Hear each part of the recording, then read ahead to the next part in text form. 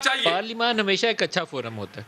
پارلیمان میں جب آپ کو ریزولوشن پاس کریں، بات کریں، وہ آپ کی نیشنل پالیسی کو ریفلیکٹ کرتا ہے. پالیسی سٹیٹمنٹ وہاں سے نکلتی ہے کہ پاکستانی پارلیمان نے یہ فیصلہ کیا. تو آپ کو اس پہ کرنا چاہیے، کوئی مذائقہ نہیں ہے. بحث کریں، ہفتہ 10 دن لگائیں. ملک صاحب، میں جب بھی آپ کے پروگرام میں آتی ہوں نا، میں صرف اس لیے آتی ہوں کہ آپ کے پروگرام میں ہمیشہ بڑی پازیٹیو ہیلدی ڈبیٹ ہوتی ہے ملک کے لیے. انفارچونیٹلی جب ہم لفاظی جنگ کے اندر چلے جاتے ہیں نا، تو اس سے یہ سمجھ آتی ہے کہ آپ کے پاس الفاظ ختم ہے، آپ کے پاس ویژن ختم ہے.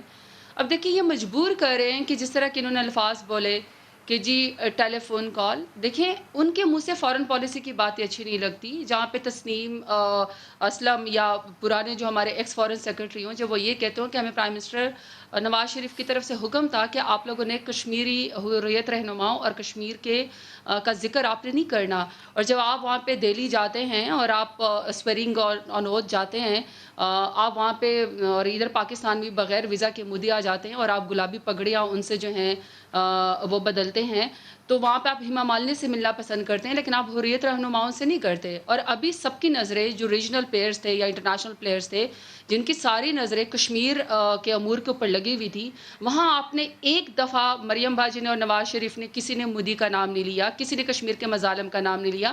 آپ صرف پرائم منسٹر عمران خان کی ذات تک رہ گئے، آپ اپنے دشمنی کرتے رہ گئے، تو لوگوں نے آپ کو دیکھا ہے. اور اگر آپ نے ابھی انہی کے الفاظ تھے، ابھی انہوں نے الفاظ استعمال کیے کہ ہم تو مامے بنے ہوئے تھے افغانیوں کے.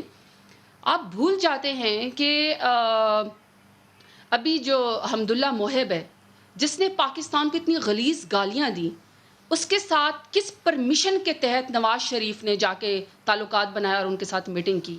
At what cost?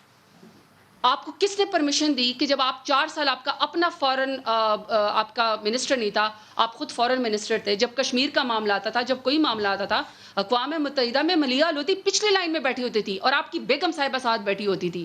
کشمیر امور کے اوپر یا اس طرح کی انٹرنیشنل پالیسی کے اوپر یا فورن پالیسی کے اوپر عبور رکھنے والے لوگوں کو اسٹیٹمنٹس کو آپ نے پیچھے بٹھایا ہوتا تھا اور آپ پورا کا پورا ٹبر وہاں پہ لے کر چلے جاتے تھے. آپ الفاظ حذف کر لیتے تھے، آپ کو فورن پالیسی کی ABC کا نہیں پتا ہوتا تھا. پی ایم گجرال کہتا تھا کہ مجھے تو حریت رہنماؤں کی نواز شریف نے لسٹیں دی ہیں. وہ کہتے تھے کہ یہ ہماری انویسٹمنٹ ہے نواز شریف پاکستان کے اندر. تو آپ پلیز افغان پالیسی کو آپ نہیں سمجھتے. آپ کا بارڈر ہے ان کے ساتھ. آپ نے 30 لاکھ افغانیوں کو پاکستان کے اندر جو بنا دی ہوئی، یہ پہلا ملک ہے. کشمیر میں 5 اگست 2019 آپ کے دور میں ہوا. 370-35 ہے. تو اس کی آواز بھی ملک صاحب کس نے یونائٹڈ نیشنز کے اندر، کس نے OIC کے اندر کشمیر کے سفیر کے طور پر کس نے آواز کیا بلند فرق کی؟ کیا 2 سال میں؟ آپ 5 اگست 2019 سے اگر 2021 کو کمپیئر کریں تو 2 سالوں میں کیا فرق ہے؟ دیکھیے ملک صاحب، پھر ہم وہیں پر لوٹ کے آ جاتے ہیں. جس طالبان کے بارے میں پرائم منسٹر عمران خان کو طالبان خان کہا جاتا تھا نا، اس سے اب میز پہ ڈیبیٹ کے طور پر اور مذاکرات کے طور پر کہ سلوشن یہی ہے آفٹر 20 ایئرز آف فیلیئرز.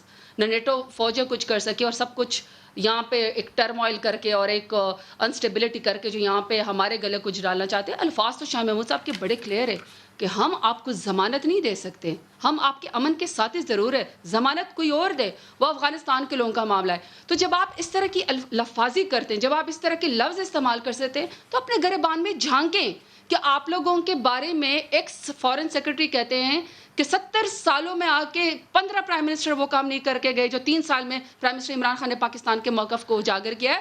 تو پلیز فارن پالیسی کے اوپر سٹیٹمنٹ دینے سے پہلے آپ افغانستان ایک دفعہ پشاور حیات آباد تو چلے جائیں.